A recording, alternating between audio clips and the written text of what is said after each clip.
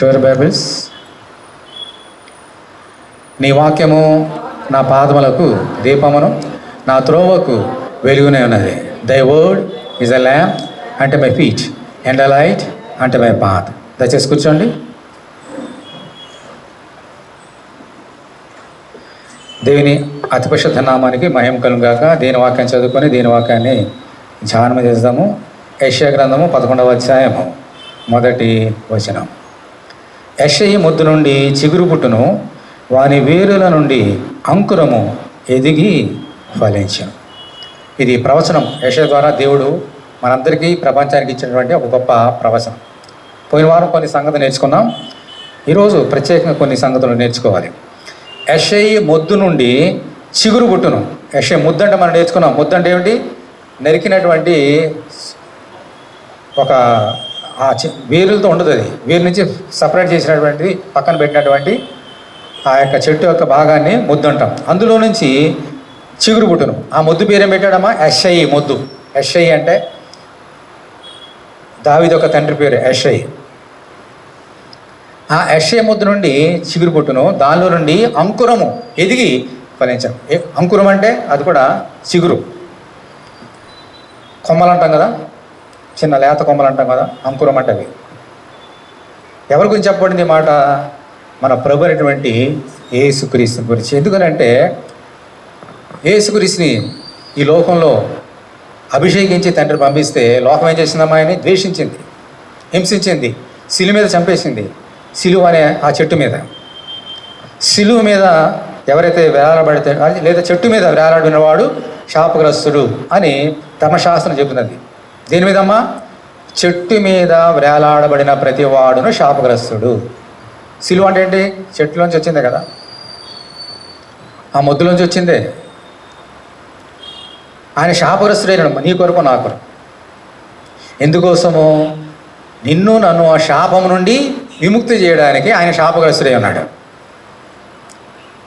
సరే, మనుషులందరూ ఆయన చంపేసినప్పటికీ దేవుడు మాత్రం చూస్తూ ఊరుకోలేదు. ఆయన చంపేసింది లోకం, సమాధి చేసింది లోకం.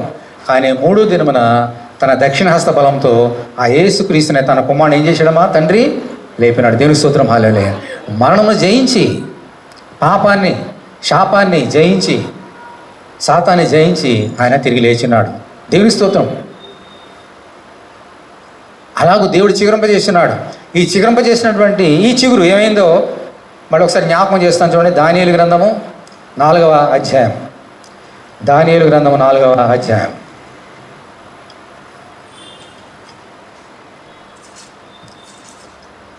10వ వచనం. దానియేలు 4:10. నేను నా పడక మీద పడి ఉండగా నాకు ఈ దర్శనములు కలిగాను. నేను చూడగా భూమి మధ్యను మిగులు ఎత్తుగల ఒక చెట్టు కనబడెను. ఆ చెట్టు వృద్ధి పొంది ఎలాగైందమ్మా? బ్రహ్మాండమైనదాయను. దాని పై కొమ్మలు ఆకాశమున కంటున్నంత ఎత్తుగాను, దాని ఆకారము భూతలమంత విశాలముగాను ఉండెను. దాని ఆకులు సొగసుగాను, దాని పండ్లు విస్తారముగాను కనబడెను. అందులో సమస్త జీవకోట్లకు చాలునంత ఆహారం ఉండెను. దాని నీడను అడవి జంతువులు పండుకొనను, దాని కొమ్మలలో ఆకాశ పక్షులు కూర్చుండెను. సకల మనుషులకు చాలినంత ఆహారము దాని అందుండెను. దీని స్తోత్రం, హల్లెలూయా. ఎవరి గురించి చెప్పబడింది అని చెప్పానమ్మా ఈ సంగతి? మన ప్రభు గురించి.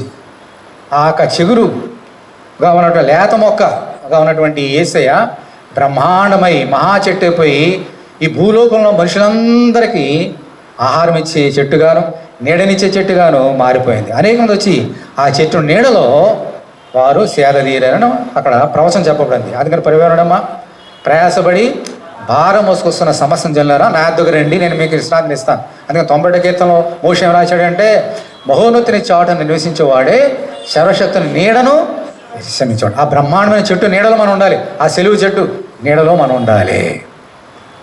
ఓకే, యేసే ఈ లోకంలోకి వచ్చి అలా చేసినాడు కదా.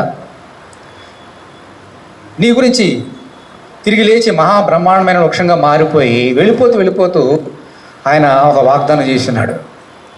ఏంటో తెలుసమ్మా? మళ్ళీ ఒకసారి 2వ దినవృత్తాంతం ఒకసారి చూడండి. ఒకసారి 12వ అధ్యాయం బాగా అర్థమవుతుంది. 2వ దినవృత్తాంతములు 12వ అధ్యాయం.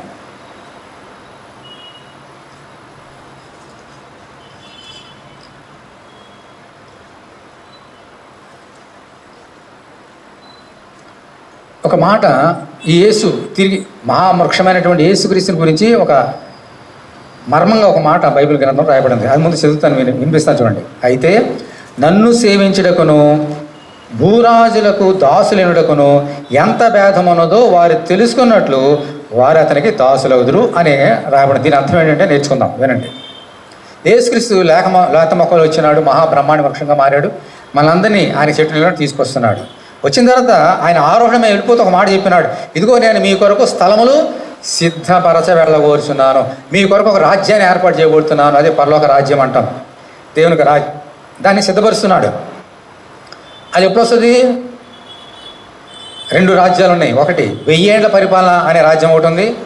ఆ తర్వాత తీర్పులన్నీ అయిన తర్వాత క్లైమాక్స్, అంతం, పరలోక రాజ్యము అనేటువంటి రాజ్యం ఒకటి ఉంది. ఓకే, అది పరలోక రాజ్యం అనేది అది ఎప్పుడు లాస్ట్లో జరుగుతుంది. కాబట్టి దాన్ని ఇప్పుడు మనం ఈరోజు ధ్యానం చేయవలసింది అంటే యేసుక్రీస్తు మళ్ళీ తిరిగి రాబోతున్నాడు. వచ్చి ఆయన ఏం చేస్తాడమ్మా? 1000 ఏళ్ల పరిపాలన చేస్తాడు. అక్కడ భూమి ఆయన ఎక్కడ ఉంటాడో ఉన్నా కూడా ఎక్కడ ఇప్పుడు పైనుండి ఆయన పరిపాలన చేస్తాడు, ఎక్కడున్నది సమస్య కాదు. కానీ 1000 ఏళ్ళు ఆయన పరిపాలన చేస్తాడు. ఆ 1000 ఏళ్ల పరిపాలన ఎలా ఉంటాం పోతుంది? ఇది నేర్చుకోవాలంటే ఇప్పుడు ఈ వాక్యం మనం నేర్చుకోవాలి. ఏమన్నాడంటే భూరాజులకు దాసులు అవ్వడానికి, దేవునికి అనగా నాకు దాసులు అవ్వడానికి ఎంత భేదం ఉందో మీరు తెలుసుకోండి. అలా తెలుసుకోవాలంటే మీరు భూరాజులే దాసులు అవ్వండి, అప్పుడే మీరు తెలుసుకుంటారు అన్నాడు దేవుడు. ఏంటి దీని అర్థం ఏంటంటే యేసుక్రీస్తు రాజులకు రాజు, ఆయన పరిపాలన చేస్తున్నాడు 1000 ఏళ్ల కాలం రాబోయి. అలాగే ఈ లోకంలో కూడా రాజులు ఉన్నారు కదా, ప్రధానమంత్రులు కూడా రాజులు. ఇప్పుడు ఒకప్పుడు రాజులు, ఇప్పుడు ప్రధానమంత్రులు, తర్వాత ప్రెసిడెంట్లు, వీళ్ళందరూ కూడా వీరు కూడా ఈ లోకంలో రాజ్యాలు చేస్తున్నారు. మరి మనుషులు చేసే ఈ రాజ్యానికి దేవుడు చేయబోతున్న రాజ్యానికి ఏమైనా భేదం ఉంటుందా? తేడా ఉంటుందా? చెప్పండి, ఏమైనా ఉంటుందా తేడా? గట్టిగా తేడా లేకపోతే ఆయన రావడం ఎందుకు? ఆ తేడా చూపించడమే కదా మళ్ళీ వస్తున్నాడు ఆయన. ఖచ్చితంగా చాలా తేడా ఉంటుంది. యేసుక్రీస్తు 1000 ఏళ్ల పాలన చాలా మధురంగా ఉండబోతుంది. అది తర్వాత నేర్చుకుందాం. అది నేర్చుకోవకముందు ఈ లోకంలో రాజ్యాలు ఎలా ఉన్నాయో తెలుసుకోవాలి మన ముందు. అప్పుడు మనకు ఆశ ఉంటుంది. ఏమన్నాడు ఇందాక ప్రవచనము దినవృత్తాంతాల్లో? నాకు దాసులు అవ్వడానికి, ఈ భూలోక రాజులకు దాసులు అవ్వడానికి ఎంత భేదం ఉందో మీరు తెలుసుకోవడం అంటే అర్థం ఏంటి? ఈ లోకంలో మనుషులు ఉన్నారు, రాజు ఉన్నారు, వారికి కనుక మనం దాసులుగా ఉంటే మన పరిస్థితి ఎలా ఉంటుంది? అలా కాకుండా మనుషులకు కాకుండా దేవునికి దాసులుగా ఉంటే మన పరిస్థితి ఎలా ఉంటుంది? ఈ భేదం మనం తెలుసుకోవాలి. అర్థమైన పాయింట్. మనుషులకి అధికారం ఇచ్చాడు దేవుడు పరిపాలించమని. వారు ఎలా పరిపాలించారు? ఎందుకు రాబోతున్నాడు? వీరికి పరిపాలన చేయమని ఇస్తే ఎలా చేస్తారో పరిపాలన ఇష్టం వచ్చి ఇస్తున్నారు. అందుకనే నిజమైన పరిపాలన చేయడానికి రాబోతున్నాడు. ఈ లోకంలో పరిపాలన ఎలా ఉంటాయి? దేవుని పరిశుద్ధ గ్రంథంలో మరి వ్రాయించబడిన కొన్ని సంగతులు నేర్చుకుందాం. అప్పుడు మనకి 1000 ఏళ్ల కాలం యొక్క దాని యొక్క ఎంత వైభవం మనకు అర్థమవుతుంది. కొంతమంది చక్రవర్తుల్ని మనం చూద్దాం, 2-3 చక్రవర్తులను చూద్దాం. మొట్టమొదటిగా ఫరో చక్రవర్తిని చూద్దాం. చూడండి, ఫరో చక్రవర్తి ఆయనే కదా మొట్టమొదటి చక్రవర్తి. ఆదికాండము నిర్గమకాండము 5వ అధ్యాయం. నిర్గమకాండము 5వ అధ్యాయం. అక్కడ యోసేపు వెళ్ళాడు, యోసేపు చక్రవర్తి అయినాడు. అక్కడ మరి అందరూ కూడా యాకోబు సంతానం అంతా అక్కడికి వెళ్ళిపోయారు, అక్కడ స్థిరపడ్డారు. ఆ తర్వాత వాళ్ళు ఎంతో విస్తృతంగా అభివృద్ధి చెంది ఫలించి అక్కడ తమ నివాసాలని స్థిరపరుచుకున్నారు. స్థిరపరుచుకున్న తర్వాత ఏం జరిగిందో చూద్దాం. నిర్గమకాండము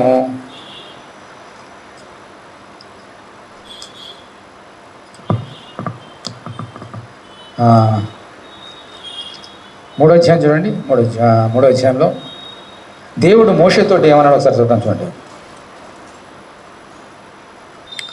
దేవుడు ప్రత్యక్షమే. మొదటి వచనం 3:1 నిర్గమకాండం 3:1. మోషే మిద్యాను యాజకుడైన ఇత్రోను తన మామ మందను మేపుచు ఆ మందను అరణ్య అమాతల తోలుకొని దేవుని పర్వతైన హోరేమునకు వచ్చాను. ఒక పొద నడివిని అగ్ని జ్వాలలో యెహోవా దూత అతనికి ప్రత్యక్షమైంది. అతడు చూసినప్పుడు అగ్ని వలన పొద మండుచుండాను, కానీ పొద కాలిపోలేదు. అప్పుడు మోషే ఆ పొద ఎలా కాలిపోలేదు, నేను ఆ తట్టు వెళ్ళి గొప్ప ఎంతను చూసిదని అనుకున్నాను. దాన్ని చూచుటకు అతడు ఆ తట్టు వచ్చుట యెహోవా చూచాను. అతడు ఆ పొద నడుము నుండి మోషే మోషే అని అతను పిలిచాను. అందుకు అతడు చిత్తము ప్రభువా అనేను. ఎంతో మధురమైనటువంటి స్థలం అది. ఆ పొద ఉంది, ఆ పొద మండుతుంది కానీ కాలిపోవట్లే. ఇప్పుడు కూడా ఉంది ఆ స్థలం, మేము వెళ్ళినప్పుడు చూసాం. అది ఎంత మధురంగా ఉంటుంది అంటే, చిన్న ఆ పొద ఇంకా ఉంది, అది ఆ పొద చచ్చిపోదు కదా, పొద అలా పిల్లలు పడుతుంటుంది కదా. ఆ విశేషం అంటే ఆ చెట్టు భలే విచిత్రంగా ఉంటుంది. ఆ చెట్టు కింద కొన్ని రాళ్ళు ఉంటాయి. ఆ రాళ్ళు మనం పగలగొట్టేలా చూస్తే ఆ చెట్టు ఎలా ఉందో అటువంటి డిజైన్ ఉంటుంది ఆ చెట్టు రాళ్ళలో. దేవుని స్తోత్రం అవి అక్కడ అన్నీ అలా పెట్టారు, ఆ రాళ్ళు అలా చూసి మనం చూపించడానికి. అంత విశేషమైంది. అక్కడ వెళ్ళినప్పుడు పొద మండుతుంది కానీ కాలిపోవట్లే. అప్పుడు ఏంటి వింత చూద్దాం వెళ్ళినప్పుడు దేవుడు ఏమన్నాడమ్మా, ఏం మాట్లాడాడు చూడండి. 5వ వచనం, అందుకు ఆయన దగ్గరకు రావద్దు, నీ పాదములు నీ చెప్పులు ఇవ్వడము, నీవు నిలిచిన స్థలము పరిశుద్ధ ప్రదేశమను. మరియు ఆయన, నేను నీ తండ్రి దేవుడను, అబ్రహాము దేవుడను, ఇస్సాకు దేవుడను, యాకోబు దేవుడని చెప్పగా మోషే తన ముఖమును కప్పుకొని దేవుని వైపు చూడబెరిచాను. మరియు యెహోవా ఇట్లను, నేను ఐగుప్తులో ఉన్న నా ప్రజల బాధను నిశ్చయంగా చూచితిని. పనులు తమ్ము కష్టపెట్టు వారిని బట్టి వారు పెట్టిన మొరను వింటిని, వారి దుఃఖములు నాకు తెలిసి అన్నవి. కాబట్టి ఐగుప్తుల చేతులను నేను వారిని విడిచకును, ఆ దేశం నుండి విశాలమైన మంచి దేశంకు, అనగా కనానీయులకు, హిత్తీలకు, హమోరీయులకు, పెరిజీలకు, హివీలకు, హివిసీలకు నివాసస్థానమై పాలు తేనెలు ప్రవహించే దేశములకు వారిని నడిపించుటకును దిగివచ్చినది. ఇజ్రాయేలు మొర నా వద్దకు చేరినది, ఐగుప్తులు వారిని పెట్టుచున్న హింస చూచితిని. ఇప్పుడు ఫరో పరిపాలిస్తున్నాడు అక్కడ ఐగుప్తు దేశంలో, ఐగుప్తులు పరిపాలిస్తున్నాడు. ఐగుప్తుల ఎవరున్నారో అక్కడ ఇజ్రాయేల్ ఉన్నారు, పరిపాలిస్తున్నాడు. ఇప్పుడు దేవునికి ఇజ్రాయేల్ మొరబెట్టారంట. ఎందుకని? వారు పెట్టిన మొర నాకు వినబడినది, ఐగుప్తులు ఇజ్రాయేల్ని పెడుతున్న హింస నేను చూచితిని. అంటే రాజుగారు పరిపాలిస్తున్నారు, ఫరో చక్రవర్తి, దేవుని బిడ్డలైనటువంటి ఇజ్రాయేల్ ఉన్నారు. వారికి ఏమైనా సంతోషం ఉందా, ఆనందం ఉందా? హింస పెడుతున్నారంట. వారి చేత కూలి పని చేయించుకుంటున్నారు దేవుని బిడ్డల చేత. ఆ బరువులు మోయలేక అనేక చచ్చిపోయారు. ఆ పిరమిడ్స్, పెద్ద పెద్ద పిరమిడ్స్ అవన్నీ వీరి చేత కట్టించారు. ప్రాణాలు విసిగిపోయినాయి. దేవుని మొరపెడితే, ప్రభువా చచ్చిపోతున్నాం తండ్రి రాజు పరిపాలనలో అన్నప్పుడు దేవుడు చెప్పాడు, మోషే ఎలవయ్యా, నా ప్రజలకు బాధ నేను చూసా, వారిని విడిపిస్తా, ఫరో ఎన్ని బాధలు పెడతానని చూసా, వెళ్ళు అన్నప్పుడు సరే అక్కడ సంభాషణ మనకు తెలుసు. మోషే వెళ్ళాడు ఫరో దగ్గరికి వెళ్ళి మోషే ఈ మాటలు చెప్పినప్పుడు ఫరో ఏం చేశాడు చూడండి. ఇప్పుడు 5వ అధ్యాయం చూడండి, నిర్గమకాండము 5వ అధ్యాయం.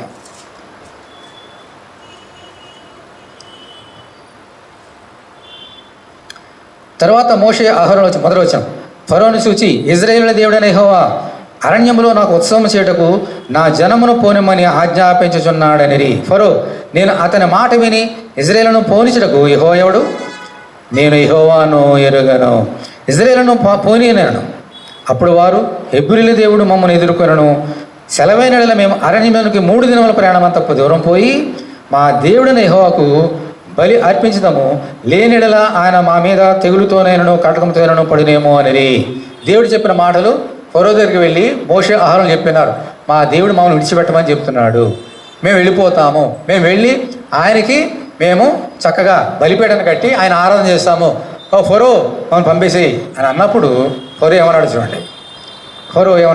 ఆ చక్రవర్తి వార్త ఏమన్నాడు చూడండి.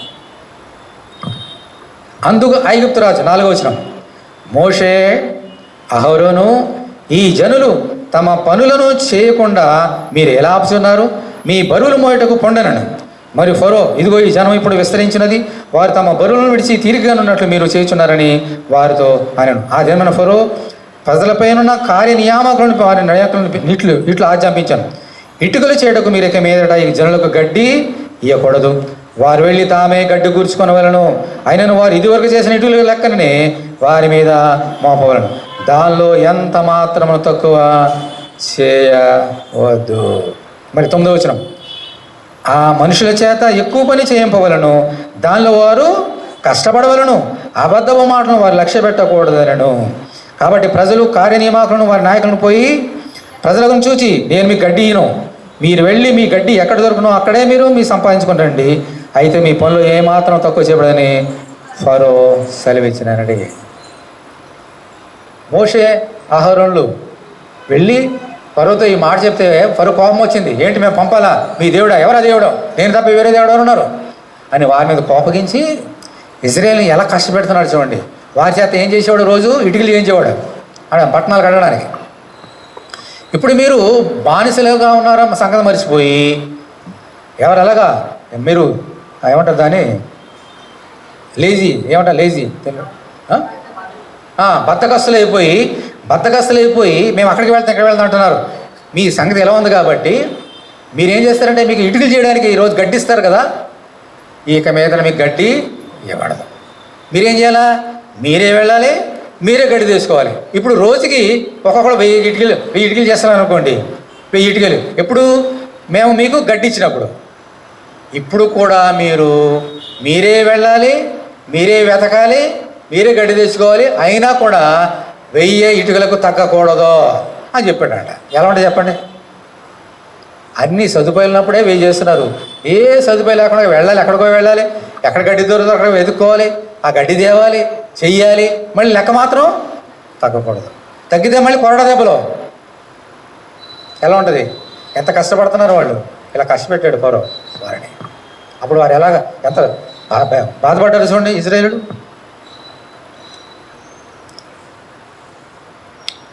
12వ వచనం. అప్పుడు ప్రజలు గడ్డికి మారుగా కొయ్యకాలు కూర్చుకున్నకు ఐగుప్తు దేశం అంతటా చెదరిపోయి మరియు కార్యనియామకులు వారిని తరబెట్టి గడ్డి ఉన్నప్పటి వలనే ఏనాటి పని ఆనాడే ముగించడం అనేది. ఫరో కార్యనియామకులు తాము ఇజ్రాయేల్లో వారి మీద ఉంచిన నాయకులను కొట్టి ఏం చేశారమ్మా? కొట్టి ఎప్పటి వల్ల మీ లెక్క చొప్పున ఇటుకలను నిన్న నేడు మీరు చేయించలేదని అడగా. ఆ నాయకులు ఉంటారు కదా, ఏంటి ఎందుకు తక్కువ? 1000 ఇటుకల బదులు మీరు 500 వేసారు, కొంతమంది 600 వేసారు, మిగిలిన సంగతి ఏమిటి అని కొట్టారంట వాడిని. ఇందులో న్యాయం ఉందా అన్యాయం ఉందా? అన్యాయం. ఈ లోకపు రాజులు మనకి ఏం చేస్తారమ్మా? న్యాయం చేయరు. ఏం చేస్తారు? మనుషుల యొక్క నైజం. తర్వాత 15వ వచనం. ఇజ్రాయేలీయుల నాయకులు ఫరో యొద్దకు వచ్చి తమ దాసుల ఎడల తమరు ఎందుకు ఇట్లు జరిగించున్నారు? తమ దాసులు గడ్డీరు అయితే ఇటుకలు చేయుడని మాతో చెబుతున్నారు. చిత్తగించము, వారు తమరి దాసులను కొట్టుచున్నారు. అయితే తప్పిదము తమ ప్రజలైన దేవునదని మొరబెట్టిరి. ఈ బాధపడలేక రాజు దగ్గరికి వెళ్ళారండి వీళ్ళందరూ కూడా నాయకులు. ఇదిగో ఎందుకు ఇంతకుముందు మరి గడ్డి ఇవ్వట్లేదు, మేమే తెచ్చుకోవాలి, మేము ఇటుకలు చేయాలి, లెక్క తప్పిదం మాకు కొడుతున్నారు. ప్రభువా మా రాజుగారు ఫరో తప్పిదం మాలో లేదు, ఎవరిలో ఉంది? మీ దాసుల్లో ఉందా అని అన్నారంట. అప్పుడు ఆయన ఏమన్నాడు చూడండి. అందుకతడు 17వ వచనం. మీరు సోమరులు, బద్ధకస్తులు, మీరు సోమరులు, అందుచేత మేము వెళ్ళి యెహోవాకు బలి అర్పించడానికి సెలవేమని మీరు అడుగుతున్నారు. మీరు పొండి, పని చేయండి, గడ్డి మీకు ఇవ్వబడదు. అయితే ఇటుకల లెక్క మీరు అప్పంపుగా తప్పదని చెప్పాను. మీ ఇటుకల లెక్కలు ఏమాత్రం తక్కువ చేయవద్దు, ఏనాటి పైన ఆనాడే చేయవాలని రాజు సెలవేగా. ఇజ్రాయేల్ నాయకులు తర్వాత ఏముందమ్మా? తాము దురవస్థలో పడినట్లు తెలుసుకొనిరి. దురవస్థలో ఉన్నట్టు తెలుసుకునేది. ఏదైనా మన అన్యాయం జరుగుతుంది అనుకోండి, ఎక్కడికి వెళ్తాం? ఇప్పుడు లా ఉంది, కోర్టులు ఉన్నాయి. అన్యాయం జరిగిందని కోర్టుకి వెళ్ళాం అనుకోండి, ఆ కోర్టు వాళ్ళే మనకు అన్యాయం చేస్తే. ఏదో న్యాయం జరుగుతుందని ఫరో దగ్గరికి వెళ్ళారు. ఫరో ఏమంటున్నాడు? మీకు గడ్డి ఎవరో? నేనే చెప్పాను ఇవ్వద్దని. మీకు గడ్డి ఎవరు? పైగా ఈ రోజు లెక్క రేపు చేస్తానంటే కుదరదు. ఏనాటి లెక్క ఆనాడికే. ఈరోజు 1000 అంటే 1000 చేయాలి అంతే. తింటేనే మీకు చేస్తేనే మీకు తిండి లేదా నిద్ర అనగానే వారు తెలిసిపోయింది, మేము దురవస్థలో ఉన్నాము, అవస్థలో ఉన్నాము. అంటే ఎంత హింస పెట్టాడు ఒకసారి ఆలోచించండి. వారందరూ ఎవరమ్మా? దేవునికి బిడ్డలు. ఈ దేవుని బిడ్డలని ఈ యొక్క లోకాధికారులు ఎలా ట్రీట్ చేస్తున్నారమ్మా? బాధ పెడుతున్నారు, హింస పెడుతున్నారు. ఈ యొక్క అధికారులు వలన మనుషులకు సంతోషము లేదు, ఆనందము లేదు. ఉన్నా కూడా అది తాత్కాలికమే. అలా ఉంది ఈ లోకరాజ్యం. మరి యేసు రాజ్యం ఎలా ఉంటుందా? ఎలా ఉంటుందో తర్వాత చూద్దాం. ఇంకో రాజ్యం చూద్దాం. ఫరో గురించి చూసాం, ఇంకో రాజ్యం చూద్దాం. వీళ్ళందరూ కూడా తర్వాత మోషే ద్వారా దేవుడు కృప చూపించి వారి పాలు తేలి ప్రవేశానికి వెళ్ళినాడు. చక్కని స్థానాలను ఏర్పరచుకున్నారు. ఏర్పరచుకున్న తర్వాత చక్కగా ఇల్లు కట్టుకున్నారు. ఇల్లు కట్టుకున్న తర్వాత ఇజ్రాయేల్కి సమూయేలు అనే ప్రవర్తన ఇచ్చాడు దేవుడు. ఆ సమూయేలే వారికి తోడుగా ఉండి వారందరూ బాగోగులన్నీ కూడా ఆయన చూసుకునేవాడు. ఇటువంటి సమూయేలు దగ్గరికి ఇజ్రాయేల్ ప్రజలు వచ్చి ఎప్పుడు స్థిరపడిన తర్వాత ఏమన్నారు చూడండి. మొదటి సమూయేలు గ్రంథము 8వ అధ్యాయం. మొదటి సమూయేలు 8.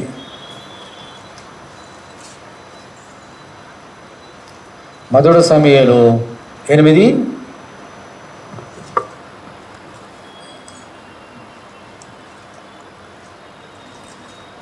4వ వచనం, 8:4. ఇశ్రాయేలుల పెద్దలందరూ కూడి రామాలో సమూయేలు వద్దకు వచ్చి ఏమన్నారమ్మా? చిత్తగించము, నీవు వృద్ధుడు. అప్పుడు ముసలివాడు అయిపోయాడు పాపం. ఎవరు? సమూయేలు. నీ కుమారులు నీ ప్రవర్తన వంటి ప్రవర్తన గలవారు కారు గనక సకల జనుల మర్యాద చొప్పున మాకు ఒక రాజును నియమింపము, అతడు మాకు న్యాయం తీర్చునని అతనితో అనిరి.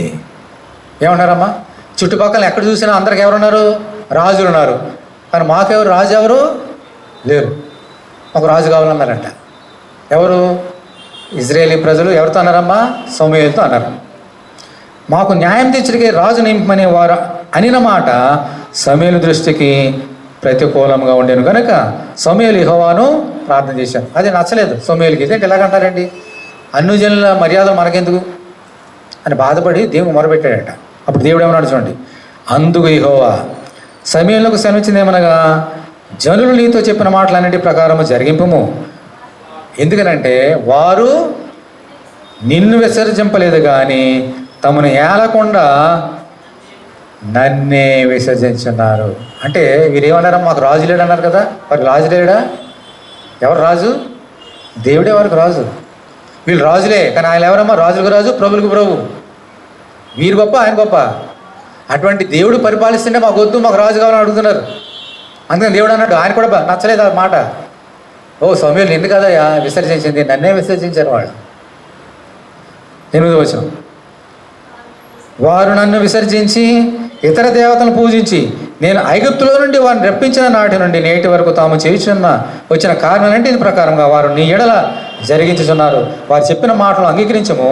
అయితే వారిని ఏలబో రాజు ఎట్టివాడగను నీవే సాక్షివే వారికి దృఢముగా తెలియజెప్పను. అప్పుడు దేవుడు అంటున్నాడు, ఆయన కూడా బాధపడ్డాడు. నువ్వు చెప్పు, సరే రాజు కావాలంటున్నారు కదా, ఇప్పుడు చెప్పు. నేను ఎంతకాలం మిమ్మల్ని ప్రేమించి పాలు తేనె ప్రేమించే దేశంలో మీకు నివసింపజేసి మీకు ఏం తక్కువ కాకుండా నేను చూస్తున్నాను కదా, మీరు రాజు కావాలని అడుగుతున్నారు. ఇప్పుడు రాజుని మీకు ఇస్తా. ఆ రాజు ఎలా ఉండబోతున్నాడో మీకు తెలియాలి. 2వ దినవృత్తాంతం చదువుకున్నాం కదా, ఆయన పరిపాలనకి మనుషుల పరిపాలన ఎంత తేడా. ఇచ్చేసాయి. ఒక రాజుగారు అంటే తర్వాత సౌలు అనేటువంటి ఒక వ్యక్తిని ఎన్నుకున్నారు కదా, ఆ రాజు ఎలా ఉండబోతున్నాడో సమూయేలే చెప్తున్నాడు చూడండి దేవుని ఆత్మ ద్వారా.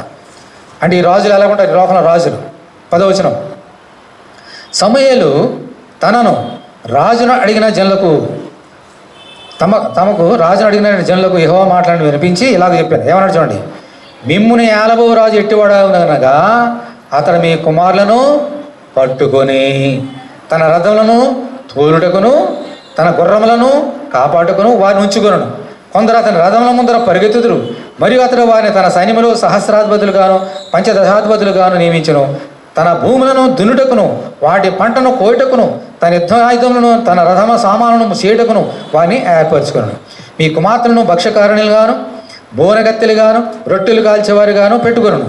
మీ పొలంలోను మీ ద్రాక్ష తోటల్లోను ఒలివి తోటలోను శ్రేష్టమైన వాటిని తీసుకుని తన సేవలకు ఇచ్చును. మీ ధాన్యంలోను ద్రాక్ష పండ్లోను 10వ భాగం తీసి తన పరిచయాలకు సేవలకు ఇచ్చును. మీ దాసులను మీ పనికత్తెలను మీ పశువులోని గార్ధములోని శ్రేష్టమైన వాటిని పట్టుకొని తన కొరకు ఉంచుకొనును. మీ మందలో 10వ భాగం పట్టుకొనును. మీ మట్టుకు మీరు అతనికి దాసులగుదురు.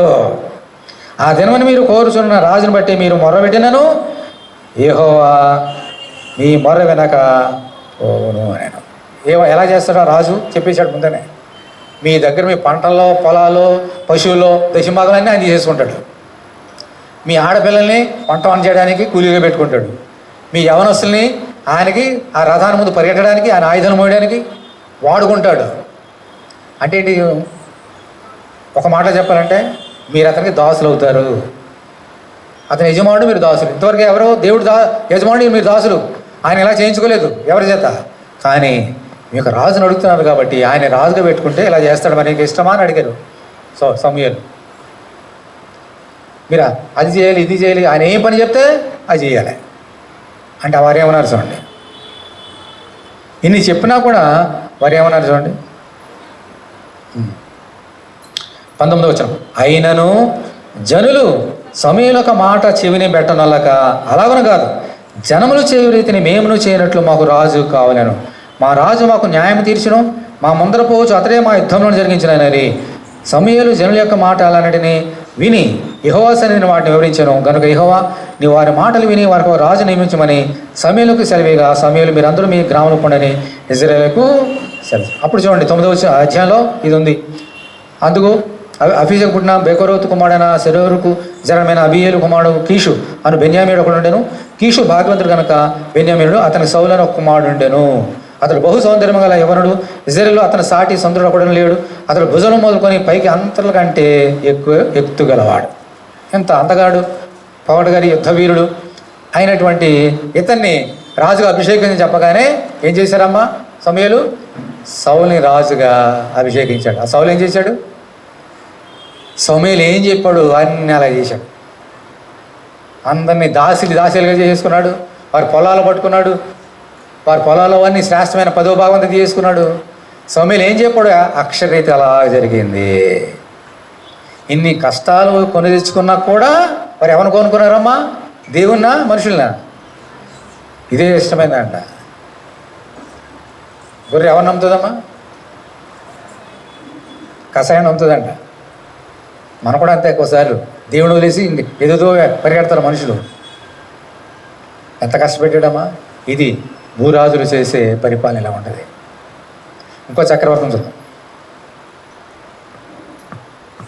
ఆ తర్వాత సౌలు తర్వాత ఎవరు వచ్చారమ్మా? దావీదు వచ్చాడు. దావీదు తర్వాత వచ్చారు అతని కుమారుడు సొలొమోను. దావీదు కాలము సొలొమోను కాలం ఇంచుమించు 40+40 80 సంవత్సరాలు బాగా ఉన్నారు. ఆ తర్వాత సొలొమోను కుమారుడు పుట్టాడు. అప్పటి నుంచి మొదలైంది. మళ్ళీ చూడండి, చక్రవర్తి అయ్యాడు. మొదటి రాజుల గ్రంథము 12వ అధ్యాయం. మొదటి రాజులు 12 1 నుంచి 5 చదువుతున్నాను చూడండి. రెహబాము అంటే ఎవరమ్మా? సొలొమోను కుమారుడు. పట్టాభిషేకం చేయటకు ఇశ్రాయేలులందరూ షెకెమునకు రాగా రెహబాము షెకెమునకు పోయెను. నెబాతు కుమారుడైన యరొబాము రాజైన సొలొమోను వద్ద నుండి పారిపోయి ఐగుప్తులు నివాసం చేయుచుండెను. యరొబాము ఇంకా ఐగుప్తుల నుండి ఆ సమాచారం వినను.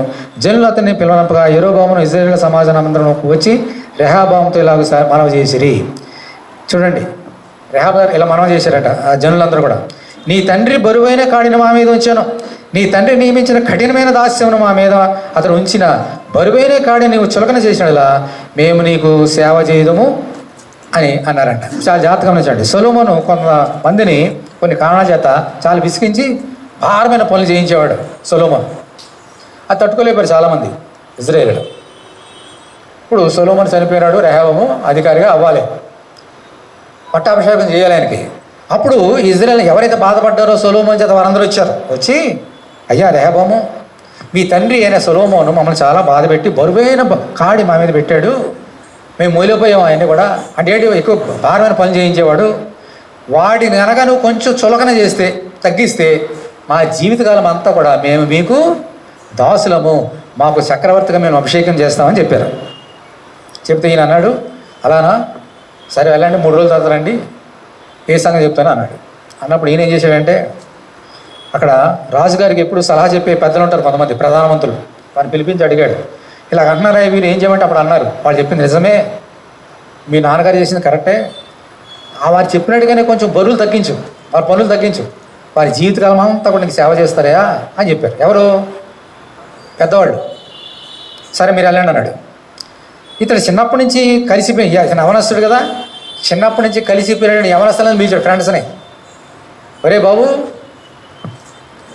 పెద్దలందరూ అడిగితే ఈ సమస్యకి వాళ్ళు అలాగన్నారు, మరి మీరందరూ యవనస్తులు నా ఫ్రెండ్స్, మీరేమంటారు అని అడిగాడు. వాళ్ళు ఏమన్నారు చూడండి ఫ్రెండ్స్.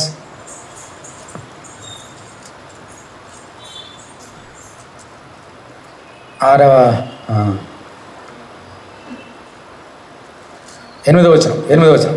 అయితే అతడు పెద్దల్లో తనతో చెప్పిన ఆలోచనను ఏం చేశాడమ్మా? నిర్లక్ష్య పెట్టి తనతో కూడా పెరిగిన యవనస్తులను పిలిచి ఆలోచన అడిగి వారికి ఇలాగూ ప్రశ్న వేశాను. మా మీద నీ తండ్రి ఇచ్చిన కాడిని చులకన చేయడని నాతో చెప్పుకున్న ఈ జనులకు ప్రత్యుత్తరించడానికి ఏ ఆలోచన మీరు చెప్పుదురు? అప్పుడు అతనితో కూడా ఎదిగిన ఆ యవనస్తులు ఈ ఆలోచన చెప్పిరి. ఏమన్నారు చూడండి, నీ తండ్రి మా కాడిని బరువైనదిగా చేసిన కానీ నీవు దాన్ని చులకనగా చేయాలని నీతో చెప్పుకున్నా ఈ జనులకు ఇలాగ ఆజ్ఞేమో, నా తండ్రి నడుము కంటే నా చిటికిన వేలు పెద్దదిగా ఉండును. ఏంటమ్మా? నా తండ్రి నడుము కంటే నా చిటికిన చాలా పెద్దది అంటే అర్థం ఏంటి? మా తండ్రి మీకు ఇంత అన్ని భారాలు దానికంటే నేను 100 రెట్లు పెడతాను మీ మీద బరువు అన్నాడు. నా తండ్రి మీ మీద బరువైన కాడిని పెట్టాను, సరే నేను ఆ కాడిని ఇంకా బరువుగా చేయను. 11వ వచనం, నా తండ్రి మీ మీద బరువైన కాడిని పెట్టాను, సరే నేను ఆ కాడిని ఇంకా బరువుగా చేయదును. నా తండ్రి చిబుకులతో మిమ్మల్ని శిక్షించాను, సరే నేను కొరడాలతో మిమ్మల్ని శిక్షిస్తా. పెత్తలతో కొట్టాడు నా తండ్రి, నేను మిమ్మల్ని ఎలా కొడతా? కొరడాలతోటి. కరెక్ట్ జవాబు అన్నది, కరెక్ట్గా జవాబేనా? చాలా సలహాలు ఇచ్చారు వాళ్ళు.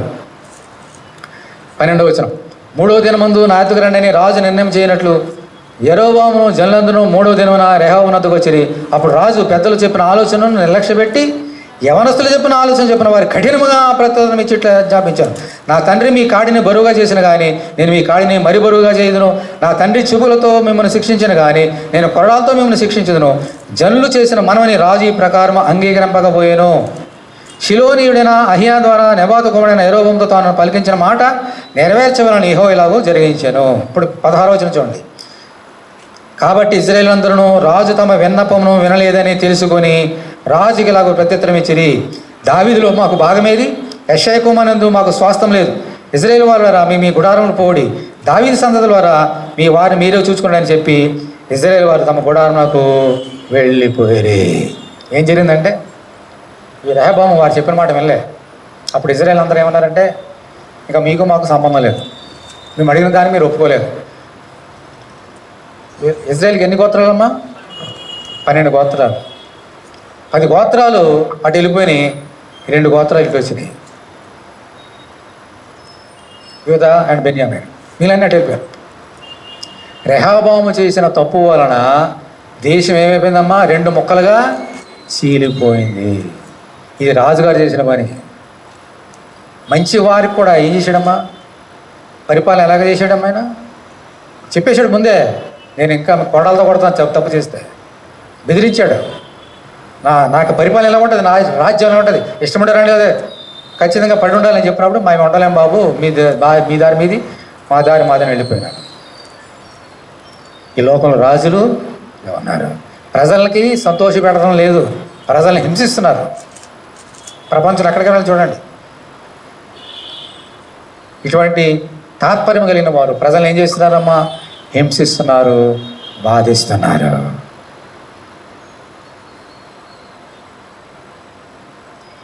ఈ లోకరాజ్యాలు ఎలాగుంటాయి అని దేవుడు మనకి నేర్పించడానికి ఈ 3 చక్రవర్తిని మన మధ్య పెట్టి ఉన్నాడు. ఇప్పుడు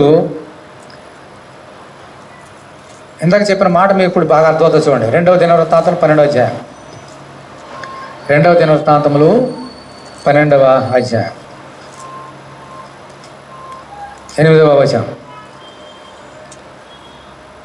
అయితే నన్ను సేవించుటకును భూరాజులకు దాసులుండకును ఎంత భేదమున్నదో మీరు తెలుసుకున్నట్టు వారు అతనికి దాసులగుదురు. మరి ఇశ్రాయేలు అందరూ కూడా దేవుడు చెప్పిన మాట వినకుండా మాకు చక్రవర్తి కావాలని మనుషులను ఎన్నుకొని మనుషులకి దాసులు అయిపోయారు. కాబట్టి దేవుడు అంటున్నాడు, మీకు ఇలాగ ఉందా, సరే మీరు పోండి, వారి దాసులు కాండి. అయితే నా రాజ్యం ఎలా ఉంటుందో, వారి రాజ్యాలు ఎలా ఉంటాయో, వారి పరిపాలన మీరు ఎలా ఉంటారో, నా పరిపాలన మీరు ఎలా ఉంటారో, ఈ భేదం తెలుసుకోవాలంటే మీరు అది అనుభవించాలి. కొండ అన్నాడు, వదిలిపెట్టించాడు. ఇలాగ రాజ్యాలు ఇలాగ ఉన్నాయి ఈ లోకంలో. ఎప్పుడు రాయబడింది? బైబిల్ ఎప్పుడు రాయబడిందమ్మా? కొన్ని వేల సంవత్సరాల క్రితం.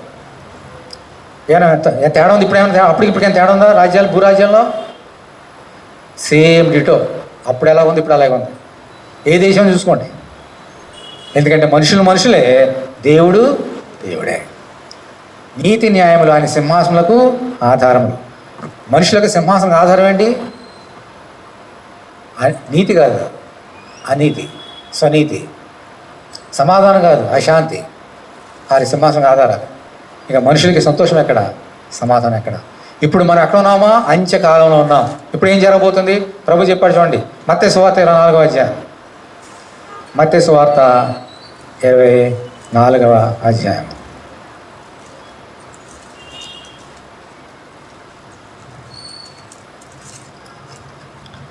మత్తయి సువార్త 24వ అధ్యాయము 3వ వచనం. ఆయన ఒలీవ కొండ మీద కూర్చుండినప్పుడు శిష్యుల వద్దకు ఏకాంతంగా వచ్చి, ఇది ఎప్పుడు జరుగును? నీ రాకడకును యుగ సమాప్తికి నీ సూచనలు ఏమి మాతో చెప్పమనగా యేసు వార్త ఇట్లనను, ఎవడను మిమ్మల్ని మోసపరచకుండా చూచుకొనడి. అనేకులు నా పేరట వచ్చి నేనే క్రీస్తునని చెప్పి పలువురిని మోసపరిచెదరు. మరియు మీరు యుద్ధమును గుర్చియు యుద్ధ సమాచారం గురించి వినబోదురు. మీరు కలవరపడకుండా చూచుకొనడి. ఇవి జరగవలసినవి కానీ అంత వెంటనే రాదు. తర్వాత ఏం జరుగుతుంది? జనం మీదకి జనమును, రాజ్యం మీదకి రాజ్యమును లేచును. అక్కడక్కడ కరువులను, భూకంపములు కలుగును. ఇవన్నీ వేదనలకు ప్రారంభము. అప్పుడు జనులు మిమ్మల్ని శ్రమల పాలు చేసి చంపెదరు. మీరు నా నామనిమిత్తమును సకల జనుల చేత ద్వేషింపబడుదురు. అనేకులు అభ్యంతరపడి ఒకరినొకడు అప్పగించి ఒకరినొకడు ద్వేషింతురు. అనేకులైన అబద్ధ ప్రవక్తలు వచ్చి పలువురిని మోసపరిచెదరు. అక్రమం విస్తరించడం చేత అనేకుల ప్రేమ చల్లారును. అంతవరకు సహించిన వాడేవాడో వాడే రక్షింపబడును. మరియు ఈ రాజ్య సువార్త సకల జనులకు సాక్షార్థమే లోకమందంతటా ప్రకటనపడను. అటు తరువాత అంతము వచ్చును. ఇప్పుడు ఈ లోకంలో ఏం జరగబోతున్నాయో ప్రభు చెప్పేసాడు. అలా జరుగుతున్నాయి. ఇప్పుడు రాజ్యం మీదకి రాజ్యం, యుద్ధము జరుగుతున్నాయి అన్నాడు. జరుగుతున్నాయి లేదా? రష్యాకి ఉక్రెయిన్కి ఎప్పుడో స్టార్ట్ అయింది యుద్ధం. ఎవరో కొన్ని సంవత్సరాలు ఇంకా జరుగుతూనే ఉంది యుద్ధం. ఇజ్రాయెల్ దేశానికి హమాస్కి యుద్ధం జరిగింది, ఇంకా జరుగుతూనే ఉంది యుద్ధం. మళ్ళీ తర్వాత అమెరికా వేలు పెట్టింది. అమెరికా వేలు పెట్టి ఇప్పుడు ఇరాన్కి ప్లస్ అమెరికా, ఇటు ఇజ్రాయెల్ ఒక పక్క, ఇరాన్ ఒక పక్క, ముస్లిం దేశాలన్నీ ఒక పక్క, లెబనాన్, హజ్బుల్లా అనేటువంటి ఉగ్రవాద సంస్థలన్నీ ఒక పక్క. యుద్ధాలు ఇంకా జరుగుతూనే ఉన్నాయి. మనుషులు చచ్చిపోతూనే ఉన్నారు. భయంకర కరువులు వస్తున్నాయి, మనుషులు చచ్చిపోతున్నారు. అక్కడక్కడ భూకంపంలో వెళ్ళను. మొన్నే 10 రోజుల క్రితం వెనిజులాలో భయంకరమైన ఎత్తకేకి వచ్చింది. ఒక 10 సెకండ్లో ఎంతో మొత్తం నేలమట్టం అయిపోయింది ఆ సిటీ అంతా కూడా. ఆ దేశం కొన్ని లక్షల మంది చచ్చిపోయారు. నిరాశ లేరు. బిల్డింగ్లను కూలిపోయినాయి 10 days బ్యాక్. ఇంకా అనేక అబద్ధ ప్రవక్తలు వచ్చి పలువురు మోసపరిచారు. ఇప్పుడు ఎక్కడికి వెళ్ళినా ఎవరు కనబడతారు మనకి? అబద్ధ ప్రవక్తలు, అబద్ధ బోధకులే. నిజమైన బోధకులు చేసేవారు ఎవరు లేరు. యూట్యూబ్ చూసినా, ఎక్కడికి వెళ్ళినా, మందిరంగా ఎక్కడికి వెళ్ళినా అనేక మంది అబద్ధాలు చెప్తున్నారు. ఎందుకంటే ఈ లోకము తీరే అంత. అటువంటి లోకంలో మనం ఉన్నాము నా సోదరి. అటువంటి ప్రజలు మనల్ని పరిపాలిస్తున్నారు, రాజులు పరిపాలిస్తున్నారు. అటువంటి లోకంలో మనం ఇప్పుడు ఉన్నాము. ఇది మనుషుల యొక్క పరిపాలనా పద్ధతి. బాగుందా? మనుషులు చేసే పరిపాలన బాగుందా? ఈరోజు మన స్వార్థ చెప్పడానికి ధైర్యంగా చెప్పగలుగుతాం బయటికి వెళ్ళి. ఒకప్పుడు ఉండేది, ఇప్పుడు లేదు. బైబిల్ కాల్ చేస్తున్నారు, మందిరాలను పరగొట్టేస్తున్నారు, సేవకుల్ని చంపేస్తున్నారు. ఎన్నెన్నో ఘోరమైన కార్యాలు జరుగుతున్నాయి. ప్రపంచమంతా జరుగుతున్నాయి. మనుషుల స్వభావమే అంత. అంటే ప్రభు అన్నాడు, మనుషుని యొక్క హృదయం యొక్క ఆలోచన తలుపు ఊహ అంతా కూడా కేవలము బాల్యం నుండి చెడ్డదే. అందుచేత బాల్యమైనా, యవనస్తులైనా, మధ్య వయస్కులైనా, వృద్ధాపన ఏదైనా ఒకటే మనిషి యొక్క హృదయంలోని తలంపులకు ఊహ అంతా ఎంతమ్మా, ఎలా ఉంటుందమ్మా? చెడ్డది. అందుకని ఇవన్నీ కూడా తప్పవు. అయితే దేవుని స్తోత్రం, హల్లెలూయా. త్వరలో యేసు రాబోతున్నాడు. వచ్చి ఏం చేస్తున్నాం? ఆయన 1000 ఏళ్ల పరిపాలన చేయబోతున్నాడు. అది ఎలా ఉంటుంది? ఇలాగ ఉంటుందా? ఇంకే తేడా ఉంటుందా? చూద్దాం. ఒకవేళ అప్పటికి ఆయన వచ్చాడు అని బ్రతుకుంటే అది చూస్తాం, ఆ 1000 సంవత్సరాలు. ఒకవేళ చనిపోతే మాత్రం చూడం. ఎవరు చూస్తారు మరి? ఆయన వచ్చినప్పుడు ఎవరు ఉంటారు? వారు చూస్తారు. లేదా ఆయన రాకడ ముందు కొన్ని శ్రమలు వస్తాయి, భయంకర శ్రమలు. ప్రకటన గ్రంథంలో రాయబడిన శ్రమలు వస్తాయి. ఆ శ్రమలు అనుభవించి చచ్చిపోయిన వారు తిరిగి లేచి 1000 ఏళ్ల పరిపాలన చూస్తారు, పరిపాలిస్తారు. అర్థమైందా? ఎవరు చూస్తారు 1000 ఏళ్ల పరిపాలన? మనం అప్పుడు బ్రతుకుంటే మనం చూస్తాం, చచ్చిపోతే లేదు. మరి ఆయన వచ్చే శ్రమలు ఎవరైతే బ్రతుకుతారో వాళ్ళు చూస్తారు. ప్లస్ ఇంకెవరు చూస్తారంటే, మా శ్రమల కాలంలో ఎవరైతే హతసాక్షులై చచ్చిపోతారో, రక్తాన్ని ప్రభు గారు చిందించారో వారు తిరిగి బ్రతికి ఆ 1000 ఏళ్ల పరిపాలనలో పరిపాలిస్తారు. ప్రజలందరూ ఉంటారు. ఆ పరిపాలన ఎలాగుంటుంది చూద్దాం.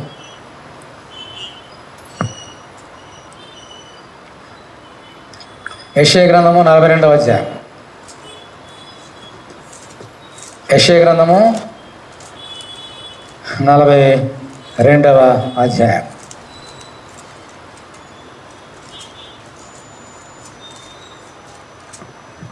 ఈయన పరిపాలన ఎలా ఉండబోతుందో, ఈ రాజు ఎలా ఉండబోతున్నాడో దేవుడు ప్రవచించాడు. చూద్దాం. ఇదిగో నేను ఆదుకున్న నా సేవకుడు, లేదా మీ మధ్యకు పంపుతున్నాను ఆ రాజు, మీ రాజు. నేను ఏర్పరచుకున్న వాడు నా ప్రాణముకు ప్రియుడు.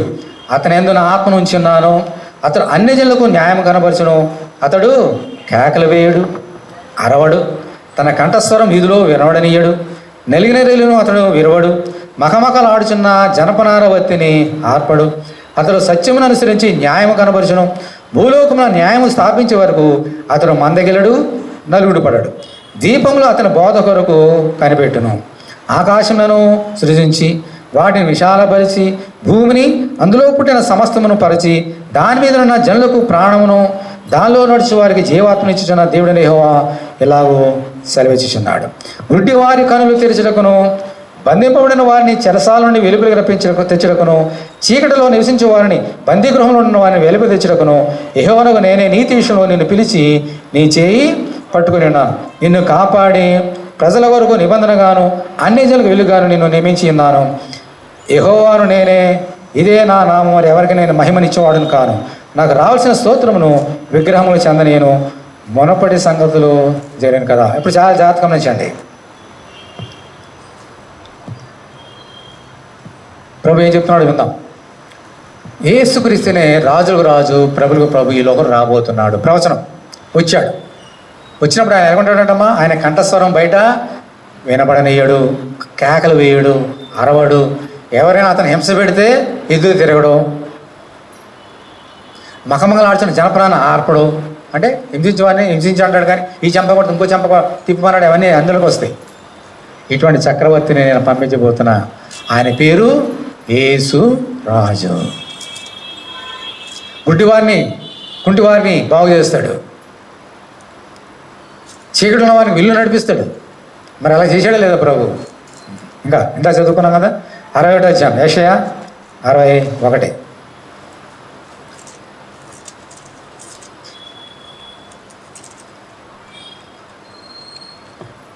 మొదలు వచ్చిన నుండి.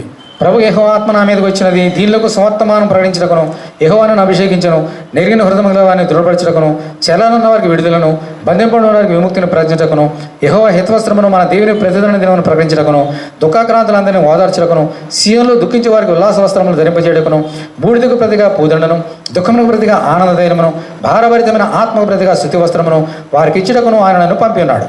యెహోవా తను మహిమపరుచున్నట్లు నీతోను మస్తక వృక్షములనియు యెహోవా నాటిన చెట్లని వారికి పేరు పెట్టబడను. దేవుడు నన్ను అభిషేకించాడు. యేసుక్రీస్తు గురించి మళ్ళీ అభిషేకించాడు. నలిగిన వారిని దృఢపరుస్తా, నేను ఏడుస్తున్న వారిని కన్నీరు తుడి చేస్తా, భారభరితమైన ఆత్మకు నేను స్తుతి గీతాలు ఇస్తా, ఎవరైతే ఏడుస్తున్నారో వారిని నేను సంతోషం చేస్తా, ఆనందం చేస్తా, మీ జీవితాన్ని నేను బాగు చేస్తా అని అన్నాడు. ఆయన వచ్చినప్పుడు ఎగ్జాక్ట్లీగా అలా చేశాడు. ఆయన జీవించిన 33 సంవత్సరాలు, ఆయన పరిచర్యలో ఉన్న 3 సంవత్సరాలు కూడా అలాగే చేశాడు. కుంటివారిని నడిపించాడు, అవిటి వారికి చేతులు ఇచ్చాడు, గుడ్డివారికి కళ్ళు ఇచ్చాడు, చనిపోయిన వారిని లేపాడు. అమ్మ ఎన్ని రోగాలు స్వస్థపరిచాడు, ఎంతమందికి ఎన్ని మేలు చేశాడు ఆయన. ఆయన పరిపాలన 3 సంవత్సరాలే. అప్పుడు వచ్చినప్పుడు అక్కడ ఎలా ఉందమ్మా? ఏ మనుషుని చేయగలిగాడు అలాగూ? ఎవరు 12 సంవత్సరాల నుంచి రక్తస్రావం కలిగిన ఆ స్త్రీ ఏం ఆ గురించి మనం అసలు ధ్యానం చేసుకున్నాం కదా. ఆమెకు తన కలిగినంత వ్యయం చేసుకొని అనేకల వైద్యుల దగ్గరికి వెళ్ళి అనేక తిప్పలు పడాను. డబ్బంతా కూలిపోయింది, పేకమేళ కూలిపోయింది, ఆస్తి అంతా కూడా. కానీ రోగం మాత్రం నయం కాలే. అటువంటి ఆమె యేసుక్రీస్తు వస్త్రం ముట్టగానే బాగుపడిపోయింది. ఎంతమంది జీవితాన్ని ఆయన బాగుపరిచాడు, ఎంతమంది జీవితాన్ని ఆయన ఆశీర్వదించాడు ఈ లోకంలో. ఇప్పుడు చూద్దాం అసలు సంగతి. చంపేసింది శిలువ మీద. అయినప్పటికీ దేవుడు ఆయన చిగురింపజేశాడు, మహావృక్షం అయిపోయాడు, పరలోకానికి వెళ్ళిపోయాడు, రాబోతున్నాడు. ఇప్పుడు ఆ 1000 సంవత్సరాలు ఎలా ఉంటుంది చూద్దాం. యెషయా గ్రంథం 11వ అధ్యాయం తీయండి. యెషయా 11.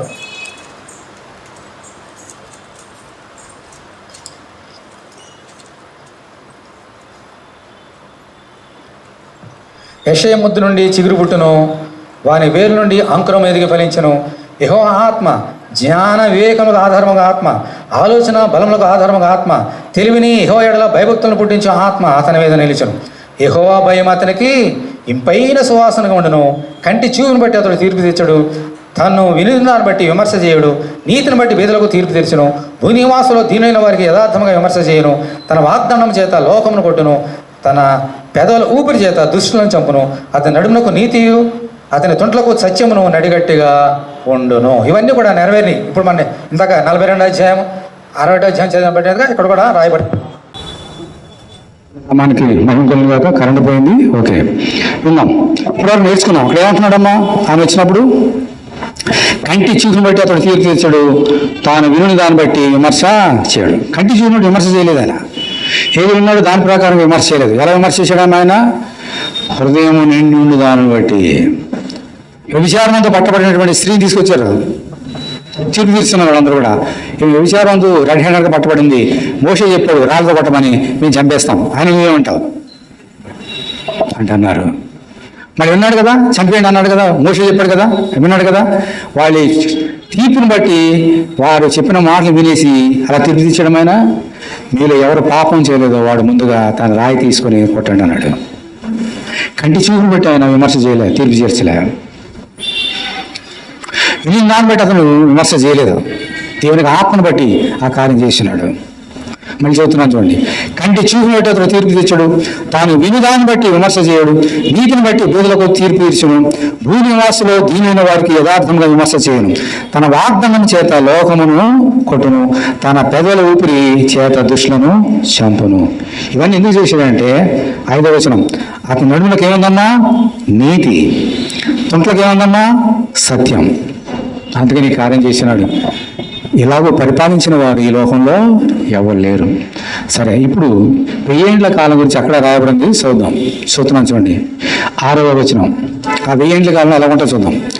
తోడేలు గొర్రెపిల్ల యొద్ద వాసన చేయను, చిరుతపులి మేకపిల్ల వద్ద పండుకొనును, దూడయు కొదమ సింహమును పెంచబడిన కోడియు కూడుకునగా బాలుడు వాటిని తోలును, ఆవులు ఎలుగులు కూడిమేయును, వాటి పిల్లలు ఒక్కచోటనే పండుకొనును, ఎద్దు మేయినట్లు సింహము గడ్డి మేయును, పాలు గుడిచి పిల్ల నాగుబామ పుట్ట వద్ద అట్లాడును, మీ నాగు పుట్ట మీద పాలు విడిచిన పిల్ల తన చెయ్యి చాచును, నా పరిశుద్ధ పర్వత ఉన్నతుగా ఏ మృగమును హాని చేయదు, నాశనము చేయదు. సముద్రము జలములతో నిండినట్టు లోకము యెహోవాను గురించిన జ్ఞానంతో నిండును. ఆ దినమున ప్రజలకు ధ్వజంగా నిలిచిండు యెషయే వేరు చిగిన జనమును విచారణ చేయను, ఆయన విశ్రమ స్థలము ప్రభావము కలాదగును. దీని స్తోత్రం హల్లెలూయా. ఇది 1000 ఏండ్ల కాలంలో జరగబోయే కార్యం. అక్కడ ఏమన్నా చూడమ్మా, తోడేలు ఎక్కడ ఉంటుందమ్మా? గొర్రెపిల్ల ఇది కలిసి ఉంటాయంట, చిరుతపులి మేకపిల్ల కలిసి ఉంటాయంట, సింహము కోడి ఉంటాయంట. చిన్న పిల్లోడు ఆ సింహాన్ని, ఆ తోడేల్ని, ఆ ఎలుగుబండిని తోలుతాడంట కర్ర తీసుకొని. ఇప్పుడు ఎలా ఉంటుంది? ఇప్పుడు ఎలా ఉంది? ఒక మేకపిల్లని సింహాన్ని పక్కన పెడితే ఏం చేస్తుంది? సింహం చీల్చేస్తుంది. ఎలుగుబండి తీసుకొని అదే చేస్తుంది, తోడేలు చేసిన అదే చేస్తుంది. పుట్టగారికి వెళ్ళాము, నాగం పుట్టగారు చేపెడితే ఏం చేస్తుంది? నాగం చంపేస్తుంది. కానీ రాబోతున్న రాజ్యంలో 1000 ఏండ్ల కాలంలో ఇలాగూ జరగదు. దేవుని స్తోత్రం హల్లెలూయా. అక్కడే మేకపిల్ల ఉంటుందంట, దాని పక్కనే సింహం, రెండు పక్కనే ఉంటాయి. ఎందుకో తెలుసా? సింహానికి ఆకలి లేదు. ఎందుకంటే సింహం ఏం తింటుందమ్మా? గడ్డి తింటుంది. మేకపిల్ల వలే దీన్ని చంపడం ఎందుకు? దానికి అవసరం ఉంది. ఈ రాబోతున్న 1000 ఏండ్ల కాలం జరగబోయే సంగతులు అన్నీ కూడా. చిన్న పిల్లవాడు పక్కన పడుకుంటాడంట, పావుల పుట్ట దగ్గర పడుకుంటాడు, సింహం దగ్గర పడుకుంటాడు చిన్న పిల్లలు, బాలుడు. లోకము ఆకాశ విశాలము సముద్రం నీళ్ళతో నింబడినట్టుగా ప్రతి వారి దగ్గర ఏం జ్ఞానం ఉంటుందమ్మా? అప్పుడు దేవునికి జ్ఞానం ఉంటుంది. అంటే దేవుని జ్ఞానం ఎప్పుడైతే ఉన్నదో ఒకరి మీద ఒక యుద్ధాలు జరుగుతాయా? ఒకరు కొట్టుకుంటారా? వాళ్ళు చంపేసుకుంటారా? అప్పుడు జైళ్ళు ఉంటాయా? దొంగతనాలు ఉంటాయా? కొట్లాటలు ఉంటాయా? వ్యభిచారాలు ఉంటాయా? లోకమంతా కూడా శాంతి సమాధానంతో వెళ్ళబోతున్నది. ఇటువంటి రాజ్యాన్ని ఇవ్వడానికి యేసుక్రీస్తు తిరిగి రాబోతున్నాడు. ఎంత చక్కని మాటలు. మళ్ళీ చదువుతున్నాను చూడండి. తోడేలు గొరుపులొద్ద వాసం చేయును, సిరితెబ్బులి మేకపిల్లొద్ద పండుకొనును, దోడు కొదమ సింహమును పెంచబడిన కోడి కూడుకునగా బావుడు వాటిని తోడును, ఆవులు ఎరువులు కూడిమేయును, వాటి పిల్లలు ఒక్కచోటనే పండుకొనును. ఎద్దు మేనట్లు సింహం గడ్డి మేయును, పాలు పొడిచి పిల్ల నాగుపాము పుట్ట వద్ద ఆటలాడును. విడినాగు పుట్ట మీద పాలు విడిచిన పిల్ల తన చేయి చాచును.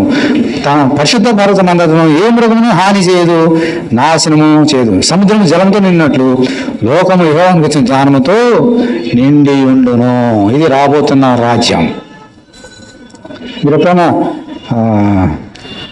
National Geography channels, animal planet channel చూసారో లేదు, కానీ ప్రస్తుతం చూడండి, ఏదైనా ఆ ఛానల్ ఓపెన్ చేసి చూడండి, ఎంత భయంకరమైన చూడలేం.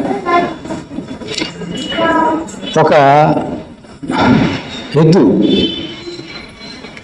అప్పుడే ఎన్ని నెలలది చేస్తుంది, గర్భం దాచి తెలియదు, కానీ గర్భంలోంచి బిడ్డ పడుతుంది, చిన్న ఎద్దు. ఇంకా భూమి మీద పడలేదు, తోడేళ్ళు వచ్చేసినాయి.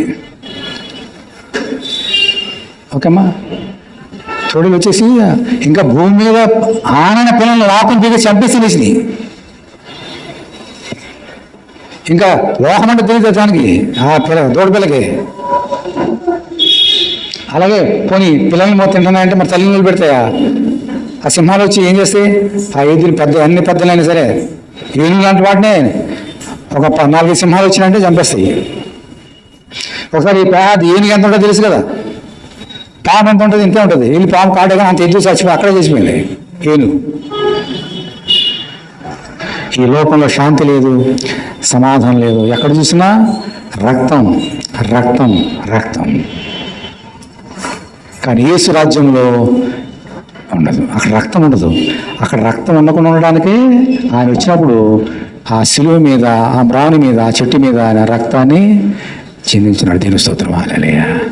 అదే రక్తాన్ని ఈరోజు మేము తీసుకోబోతున్నాం. ఇంకో ప్రశ్న, దానికి 1000 ఏళ్ళ దేవుడు పరిపాలించే 1000 ఏళ్ళ పరిపాలనకి ఈ మనుషుడు పరిపాలించే పాలనకి ఎంత తేడా ఉందో మీకు అర్థమైందా? ఏది కావాలి, ఏది బాగుంది, దేనికి వెళ్దాం? గట్టి చెప్పండి.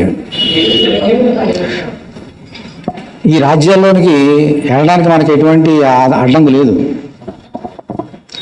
పుట్టగానే భారతదేశ పౌరసత్వం వస్తుంది, ఈ రాజ్య పరిపాలన వెళ్ళిపోతాం. లేదా వేరే దేశం కానీ అక్కడ అప్లై చేసుకుంటే అక్కడ వేసి వచ్చి అక్కడికి వెళ్ళిపోతాం. కానీ దేవుని రాజ్యానికి అప్లై చేసుకుంటే రాదు. ఆ 1000 ఏళ్ళ పరిపాలన కానీ ఆ తర్వాత పరిపాలన కానీ మనం వెళ్ళాలంటే ఒకటే మార్గము, ఒకటే వీసా, ఒకటే పాస్పోర్టు. ఏంటిదన్నది? యేసు రక్తము అనే వీసా, యేసు శరీరం అనే పాస్పోర్ట్. ఈ 2 ఉంటే నువ్వు వెళ్ళగలుగుతావు ఆయన రాజ్యంలోనికి, లేకపోతే వెళ్ళలేవు. ఇది మనం పరీక్ష చేసుకోవాలి. ఈ లోకం ఎంతమంది ఉన్నారో పరీక్ష చేసుకోవాలి. యేసు రక్తం కడుక్కుంటేనే రాబోతున్న రాజ్యంలోనే వెళ్తా. యేసు శరీరంలో పాల్గొంటేనే నేను ఆ రాజ్యాలకు వెళ్తా, లేకపోతే వెళ్ళమని గ్రహించాలి. అప్పుడు ఈ తేడా నీకు తెలిసినప్పుడు ఇది శాశ్వతమా? చాలా జాగ్రత్తగా గమనించండి. ఈ లోకంలో ఎంతమంది పరిపాలిస్తున్నారు? పరిపాలించే వాళ్ళు ఎన్ని సంవత్సరాలు పరిపాలిస్తున్నారు? ఇప్పుడు పాతకాలంలో మనం చూసాం కదా, సౌలు చక్రవర్తి కానీ, దావీదు కానీ, ఇంకా ఇంకోటి కానీ ఎన్ని సంవత్సరాలు పరిపాలించారు? మ్యాక్సిమం 40 సంవత్సరాలు. ఓకే, యేసు వచ్చి ఎన్ని సంవత్సరాలు? 1000 సంవత్సరాలు. దీంతో ఆగిపోదు. 1000 సంవత్సరాలు అన్నది ఒక మచ్చుగా ఎగ్జాంపుల్. ఆ తర్వాత రాబోతున్నది యుగ యుగములు సదాకాలం నుంచి దేవుని రాజ్యం రాబోతున్న దేవుని స్తోత్రం, హల్లెలూయా. ఆ రాజ్యం వెళ్ళడానికి ఇప్పుడు మనం సిద్ధపడాలి. బ్రతుకుంటే 1000 ఏళ్ళు, బ్రతికి లేకపోతే ఆ రాజ్యం. అయితే మేము 1000 ఏళ్ళకన్నా వెళ్ళాలి, లేదంటే రాబోతున్న ఆ మహా అంత్యకాలం తర్వాత తీర్పుల తర్వాత జరిగే రాజ్యం కన్నా వెళ్ళాలి. ఇవన్నీ చూసాం కదా. ఈ లోకంలో రాజులు పరిపాలన చూసినాం, 1000 ఏళ్ళ పరిపాలన చూసాం. లాస్ట్గా అది కూడా చూద్దాం. రాబోతున్నటువంటి శాశ్వతమైన రాజ్యం ఎలా ఉంటుందో చూపించి బల్లకి వెళ్దాం. ప్రకటన గ్రంథము, ప్రకటన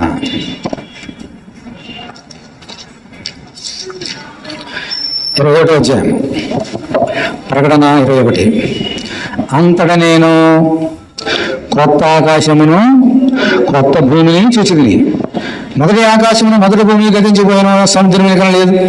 మరియు నేను యోనోత్తరమైన విషయం నా పరిశుద్ధపడిన తన భక్తులకు అలంకరించిన పెళ్లికి మాత్రం వెళ్ళి సిద్ధపడి పలోకనందన దేవుని దిగి వచ్చుగా సూచితండి. దేవుని స్తోత్రం హల్లెలూయా. ఇప్పుడు ఏమన్నాడమ్మా? నేను కొత్త ఆకాశం కొత్త భూమి చూశాను అన్నాడు. అంటే ఈ పాత ఏమి మహావ్యాండ్రంతో వెళ్ళిపోయి పేతురు చెప్పారు కదా, ప్రవర్తనలు చెప్పారు కదా, ఇప్పుడు మనం చూస్తున్న కంటికి కనబడుతున్నటువంటి భూరాజ్యాలన్నీ కూడా పంచభూతములు మహావ్యాండ్రంలో కరిగిపోతాయి. కొత్త ఆకాశం రాబోతుంది, కొత్త భూమి రాబోతుంది, కొత్త ఆకాశం రాబోతుంది. అదే దేవునికి రాజ్యం. ఎలా ఉంటుంది అది? 3వ వచనం, అప్పుడు ఇదిగో దేవుని నివాసం మనుషులతో కూడా ఉన్నది, ఆయన వారితో కాపురమును, వారైన ప్రజలే ఉందరు, దేవుడు తానే వారి దేవుడే ఉండి వారికి తోడే ఉండును. ఆయన వారి కన్నుల ప్రతి బాష్పవిందును తుడిచివేయరు. మరణిక ఉండదు, దుఃఖమైనను ఏడుపైనను వేదనైనకు ఉండదు. మొదటి సంగతులు వధించిపోయిన సింహాసనం నుండి వచ్చిన గొప్ప స్వరం చెప్పడం ఏంటిని. అప్పుడు సింహాసనాసీనుడైన వాడు ఇదిగో సమస్తమును నూతనంగా చేస్తున్నానని చెప్పాను. మరియు ఈ మాటలు నమ్మకమును నిజమైనవి కనుక రాయమని ఆయన నాతో చెప్తున్నాడు. దేవుని స్తోత్రం హల్లెలూయా.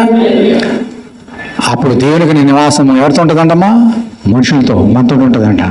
దేవుడు మనం కలిసి జీవిస్తాం. ఏడుపు ఉండదు, దుఃఖం ఉండదు, బాష్పభూమిలో తుడిచివేస్తాడు, వేదన ఉండదు, శ్రమ ఉండదు, హింస ఉండదు. అమ్మా, కన్నుల ప్రతి బాష్పం తుడిచివేస్తాడు. ఆ దినాలు రాబోతున్నాయి. అలాగే 22వ అధ్యాయం 1వ వచనం, మరియు స్ఫటికంలో మెరిగినట్టు జీవజలం నది యొక్క గొరిపిల యొక్క సింహాసనం నుండి ఆ పట్టణం రాజవీధి వచ్చాను. ప్రవహించడం ఆ దూత నాకు చూపాను. ఆ నది కేవలం ఆవులను జీవవృక్షం ఉండేను. అది నెలలకు ఫలించు 12 కాపులు కాయను. ఆ వృక్షం యొక్క ఆకులు జన్మను స్వస్థపరచుడికి వినియోగించును. ఇక మిగతా శాపగ్రస్తమైనది ఏ జీవితంలో ఉండదు. దేవుని యొక్క గొరిపిల యొక్క సింహాసనం దానిలో ఉండను. ఆయన దాసులు ఆయనను సేవించు ఆయన ముఖ దర్శనం చేయుచుందురు. ఆయన నామ వారి నొసలందును. రాత్రి కన్నుడు ఉండదు, దీపకాంతిలను సూర్యకాంతను దక్కలేదు. దేవుడైన ప్రభు వారి మీద ప్రకాశించును. తర్వాత ఉందమ్మా, వారు యుగ యుగములు పరిపాలించెదరు. దేవుని స్తోత్రం హల్లెలూయా. ఇది శాశ్వతమైన యుగమును నివసించే దేవుని యొక్క రాజ్యం. నీవు నేను ఎక్కడికి వెళ్ళాలమ్మా? అక్కడికి వెళ్ళాలి. అందరూ వెళ్ళిపోతారా? వెళ్ళిపోతే బాగుండు. వెళ్ళాం. ఎవరు వెళ్తారు? గొర్రె పిల్ల యొక్క రక్తంలో ఎవరైతే తాము కడుక్కుంటున్నారో, తమ వస్త్రాలు ఉదుక్కుంటున్నారో వారు మాత్రమే వెళతారు. అందులో వచ్చిందండి.